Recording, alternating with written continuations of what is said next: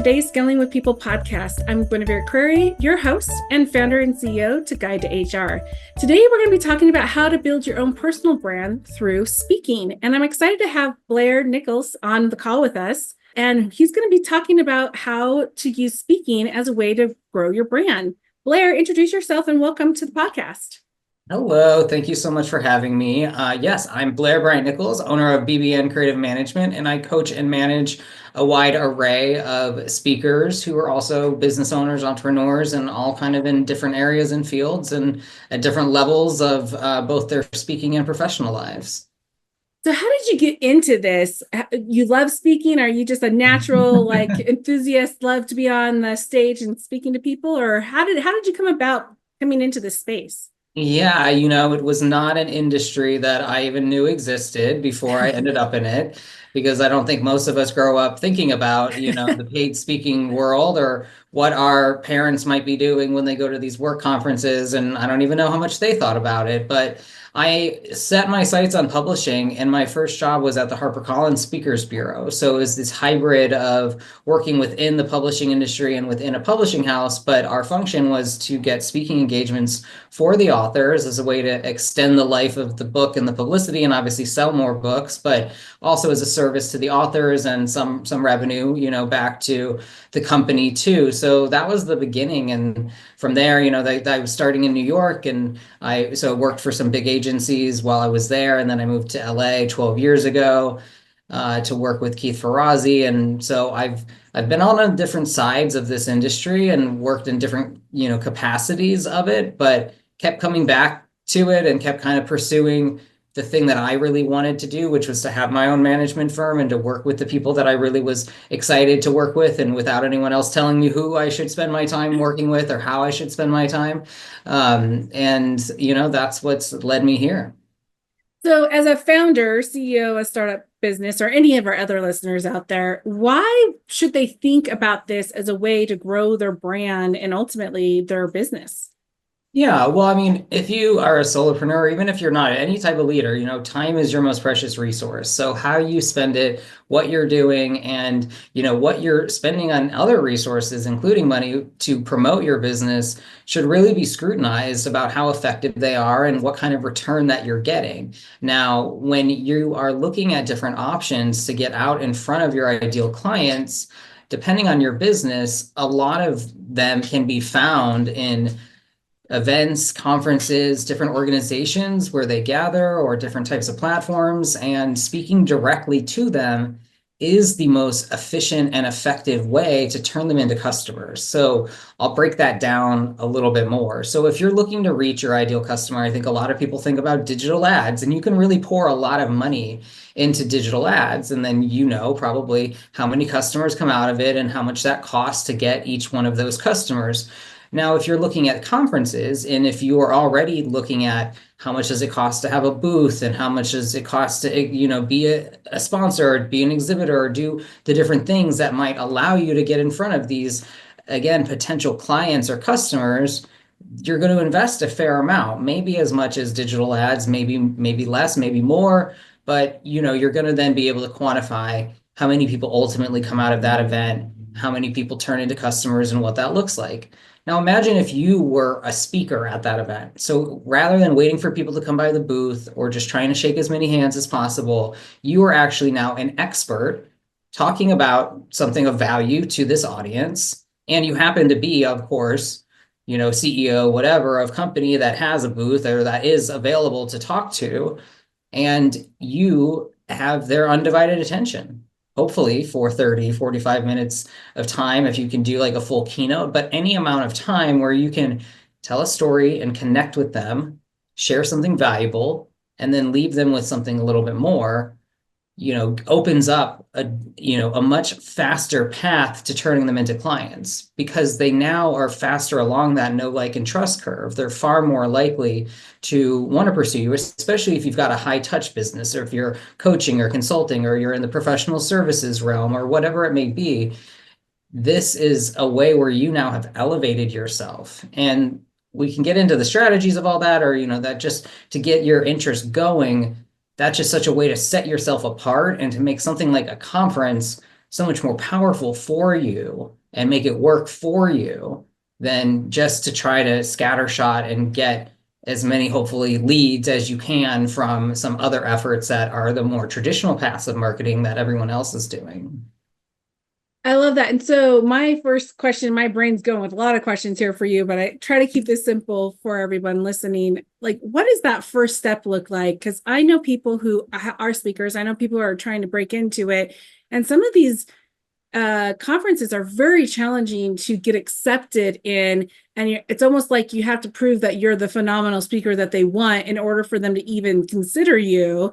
How do you break into that as a newbie in regards to building your repertoire and showing you are the subject matter expert and that you are like what you have to present and talk about is worth them bringing you on, whether they're paying you or not? Yeah, great question. And there's a lot of competition out there right now. Yeah. So you do need to stand out if you want to be chosen, for one of these conference events, whether it's within your field or whatever that looks like for you. There's always going to be other speakers who are competing for those same spots. So you have to look at what the other speakers are doing to stand out. And even if you haven't done any paid speaking or very much paid speaking or even all of that, or even any paid speaking or any sort of speaking, you can still build out the assets that other speakers have to promote yourself as a speaker. Now, I would recommend that you get out there and you do as many pro bono talks and you volunteer to speak and you get as much practice as possible. But a lot of people worry that they can't really market themselves as a speaker until they have this event in 3 months, and that's when I'll get good video and that's when I'll be able to market myself. No, you need to get going sooner rather than later with what you have. You can always create video. You can shoot, snippets of your keynote in front of, just in front of a screen. You don't need to be, it doesn't all have to be perfect for you to start. You can build those assets and get a website together. But if you don't have those things, yeah, you're going to look less professional. You're going to look more amateurish. If you don't have the right things that they're looking to review, then you can't be surprised if you're not considered for some of those spots. And maybe you need to start with, breakout sessions or panel things, or just wait, reapply when you've got some more of those assets. And do you need a book? I mean, I know you were talking about how a lot of speakers were authors first, but do you find that there are people who don't have a book or some kind of content that they've published and can still become a successful speaker? Oh, definitely. I mean, I did start off in the publishing world, so it seemed like a pretty natural pipeline from publishing a book or publishing many books into speaking. But Yeah. it's not for everyone. Not every book, there's a paid speaking audience for, and vice versa. So I don't think that it's a prerequisite anymore. I do think that it's just another way to grow your platform. I do think it's a great tool to get more speaking, and it's a great tool if you want to extend your impact beyond speaking. For people who just see you speak, now they can go deeper with your book, and that maybe can turn into, I'm really passionate about people leveraging their speaking opportunities for ongoing B2B opportunities or ongoing B2C opportunities. So a book is a great vehicle to extend that conversation, get people hooked a little bit more, and then possibly, convert that also into more work with them or more resources for them to participate in, et cetera. I love that. And so when they're thinking about, okay, I want to do this speaking thing. This sounds like a good avenue to build my own brand, get my voice out there, get my company brand and voice out there. What are some of the key things on what to think about? Because like you said, there is a ton of conferences out there, all different industries and functions. And I mean, you could literally probably go to a conference, 2 or 3 conferences a day for the rest of your life and not even hit them all up, right? So what's kind of like the strategy one should think about in regards to how to evaluate what could be the right conference for them to start trying to get to and be able to speak at? Yeah, great question. Number one thing is, who is your ideal client? You really want to Makes go sense. speak to who your ideal client is. I think a lot of people say they're in HR tech. They all go to the HR tech conference. Well, great. Now you're with all your competitors. Now you're with a bunch of people who really know, your space for the most part. You're not really driving a ton of new innovation or value or creating a lot of new thought leadership, most likely for them, because you're in a space with peers and with people who are, again, pretty familiar with what you talk about. So you need to go to the space where your clients are and the customers and where you're also going to stand out. So maybe you are, again, in HR tech and there's, an HR tech for finance. No, you want to just go to the finance event and be the one HR tech speaker. Find the associations that support or the events or conferences that support your ideal client, but also aren't just filled with content that's going to be the same as yours. And it's also about what content you're going to deliver. You're not there to give a sales pitch. So you Right. have to think about what your unique point of view and proposition and, what you're even going to talk about in the first place to make it relevant to that event, that makes you stand out. And that is what you want to then figure out how you bring that to that audience, because it should address a problem for them. You're not there to put your own language in that, up front and just kind of position yourself to an audience that should already know what you're talking about. Now, if you're looking for the ideal client and you're just trying to solve their problem, you want to really position your talk and yourself as that, as something, as a solution to that. So figuring out how to craft that, I think is a big part of it. And so one of the things that I thoroughly enjoy when I go to conferences and I'm listening to speakers is people who are really authentic. And you nailed it. It's not about you going and standing up there and selling yourself or your business or whatever it is that you're trying to make money off of. It's really, you're up there to be the subject matter expert, to share insight, share ideas, thoughts, tools, ways to run XYZ business or function to help your target audience grow and be able to technically walk off without needing you.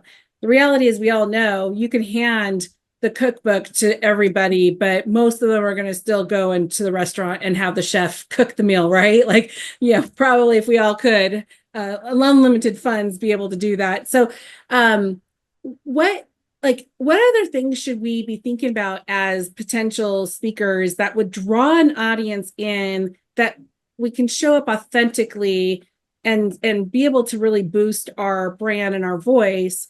And ultimately, ideally, obviously, then there'll be potential ROI where someone would want to work with you. But how do you show up really authentically from that perspective? What's some of the strategies you've given to some of your customers and clients? Yeah, well, I'm glad you asked this, because I think this is the most important element of speakers nowadays, and what people remember, what people feel comfortable with, and what people want is that authenticity. And I think we get that when the speaker is a good storyteller. So I'm sure all of you could talk all day and night about your services, your products, hopefully, honing in on the valuable messages and some of the differentiators, and something, you can hone in on your content and the things that maybe you've written articles about, etc. But figuring out the right stories to tell can be trickier, because, you're trying to both open up and relate to this audience. So you want to open your beginning of your talk maybe with something that's vulnerable, but you do want to connect to that audience. So they're going to go with you on this journey. And at the end, you want to bring it back and tie it up with a nice, neat bow to the beginning, because then that's what will give people closure, and people remember the whole of your talk. People remember the beginning and they remember the end the most. We know that. But then once the two are tied together, then you have a more lasting memory. And if you can make an emotional connection to them in the beginning and the end, then that's how they'll even further remember you and want to work with you, etc. Because we make decisions often about buying and all of that emotionally. So it's really about understanding kind of like those tools and the effectiveness of that, and honing that, and maybe even just starting to jot down stories, and just start making a list of different stories that you think might be interesting, and Ooh, start that's to a kind of good workshop idea. those, yeah. Yeah.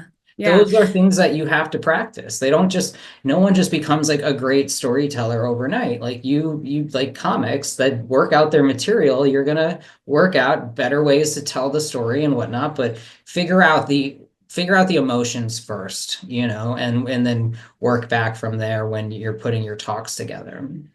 I love that. And one of the things that I got from a speaker last year at an event I was at, she closed it up where she actually had about 5 minutes where the audience engaged with each other and talked about their one key takeaway and what action they're going to do about that. And I thought that was so powerful because I can clearly remember her speaking and the topic and my takeaway from it and what I did with it more than any other conference I've been to date or any other, webinars I've been on. So I think that's really a great way to kind of get people to remember you, remember the content better, and actually take action, because like any other conference or event someone's attending, the attention span is short. They're going to be listening to other things, learning about other things. So how do you really help them be able to take something away from what you're saying, and being succinct about that too? Totally. I mean, it's all about being memorable and standing out. So doing that and engaging people, people learn by movement. So getting you moving, talking, people, commit to things when they're more likely to follow through if they tell them to someone else or if they speak them out loud. So the speaker was using a lot of psychology, just even in doing that, I love, Yeah. because, again, the speakers, a lot, especially the ones that are generally the most successful and drive a lot of demand and impact, are the ones who are looking to create that impact and might want to go beyond just speaking, want to work with that organization or have additional products, services, etc. And so I talked to them very specifically about, yeah, even those elements of how do we make it stickier? So sometimes up front, you might want to start with, these are the three things that you're going to learn today, or that my goal is to teach you these three things. So putting it on the speaker, or today we are going to, explore these Mhm. three things. And at the end, go over them again. Like just say Yeah. like, so now, you've got a definition for this and you've understood kind of where you fall on this scale. And finally, you've got a takeaway. You've got a thing, you've got, a new thing that you can try with your team, blah, blah, blah. So it can be three different things, three different, but just kind of, again, reminding people of what they just experienced, cementing it, and be making that next commitment to what they can do. Yeah. So, okay, we know why we should do this. We have a concept of like researching where our ICPs are. For those that don't know, that's your ideal customer client profile. We kind of figure out content, 3 bullet points or less, remind them what it is, have them have a takeaway. Okay, but now I gotta say, stage fright is a real thing. Like, how does one get past stage fright and live and breathe and be so content and energetic inside that spotlight? Yeah, I'm glad. And That's probably a very big, like, probably 4 hours, 4 day question, but no, and I get asked it a lot. And, again, it's not my area of expertise. I'm more like the business creative strategist, but people do ask. And when I've had clients who've had stage fright, and it's common, I think it's normal and I think it's natural. And I think that if you don't have stage fright, then maybe you're not doing something right. So I think you should have some adrenaline going. But what I like to remind people is that they're there to give a gift. You're not going out, it's not a performance. You're not walking out on stage to play a solo or do these things that kind of people equate maybe with stage and fright and everything else. And I try to recenter them on the bigger mission of why they're there, the bigger purpose. So I think as a leader, as an entrepreneur, as a business owner, whatever it may be, maybe it's not just why you're there to speak to that audience. Maybe it is to get paid, but also to get connected and to keep growing your audience. But like, what's the mission behind your company then? Like, you can back it up into your mission and your vision and your values. And I think one of like what accompanies this, and it's something that we talk about in life all the time now, is imposter syndrome. So on one side, people assume, oh no, people are going to find out I'm a fraud. I'm going to get out there and everyone's going to say, oh, so what? Like, I knew that, or like this guy's a phony. That doesn't happen, because on the other side, and what we so often overlook, is that you know a lot more about your subject than most people do, especially if you're not going to the conference that's all about what you do. And with Yeah. all your peers and colleagues, you're really in, you might have to rethink even how you talk about your topics and bring it back to basics, because that's where people are at. You're further along the road. That's where you're supposed to be. So if that's what you're doing, then hopefully you can get that sense of value and that purpose, and align that with what you're doing there in the first place. And if you practice like anything, it gets easier, so that's my advice. Yeah, practicing is really important. And, practice in front of your family and friends. Like, they're here to support you and encourage you. And they might not they might not know your topic. They might not even be interested in your topic, but I'm pretty sure they'd be willing to sit and listen to you and hear you out and tell you where they got lost. Because if they're getting lost somewhere, most likely you're going to lose your audience if you're not going to your subject matter expert kind of type conference, right? Great advice. I love that. Well, as we wrap up today, any last thoughts or tips or tricks, Blair, that we could share with the audience? Yeah, well, I often like to say, speaking begets more speaking. So get out there, wherever you may be, you never know what an opportunity may bring. If not immediately, further down the road, these things have a long tail. I've heard a lot of times, like my boss saw her speak 3 years ago, or, these things can really continue to grow and compound for you. So I would say put some time and effort into it because it will keep returning for you. Thanks, Blair. It was nice to have you on the podcast. I hope Yeah, hope it thank turns out for you. you and get some more, branding and your voices continue to be spread out to the world. Yeah, you can find me on Instagram or LinkedIn, Blair Brian Nichols and BBN Creative Management, and my website, bbncreativemanagement.com. And you can get a free 30-minute call with me just to talk about your speaking, maybe what your next step is. And I'm happy to answer all your questions there too. Awesome. Well, that is very generous of you, Blair. We appreciate it. And we hope everyone takes you up on that opportunity, because that's a lot of fun in speaking and getting your voice heard out in the world. So take them up on that opportunity. And until the next podcast, have a great one, everyone.